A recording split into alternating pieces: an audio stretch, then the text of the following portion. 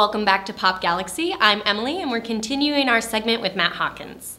You were saying you go really far into your research and everything like that, and I think that might have a little something to do with your background, which we found out you have a degree in physics, which is awesome. Congratulations. Thank you. How do you go from getting a degree in physics to the world of comic books? It's real simple. I was working full-time at a bank and going to school, and then I got a job at Image Comics when it launched, and Image Comics took off and we were doing so well that I just stuck with it.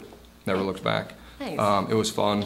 We felt like, in the early 90s there was this big boom, and so we would do tours, and I felt like a little junior rock star. But I don't know, it was fun and I enjoyed it, so I just kind of stuck with it, and flash forward 21 years and here I am. There you are.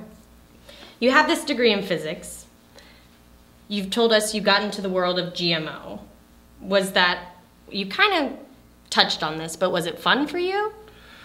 Or was it just something that was interesting and you got a little obsessed with it? Both. I think it was fun, some parts of it. When you get into how they actually insert the, and actually do it in the science of it, it's relatively boring. And I read a couple books and saw how they sort of do that and realized the number of trials they do. And when I sort of dig through that, but what I found is when you dig through a lot of boring material, you can usually find something in it that's really interesting.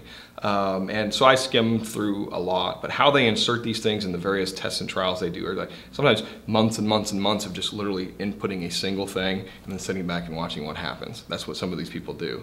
And or they'll do these trials in these giant greenhouses and stuff like that. So no, the research was exhilarating. I feel well educated on it, well versed on it, to where I could talk to someone in the field, maybe not as clinically as they might, but I could certainly argue it enough so that I realized that both sides are kind of full of it.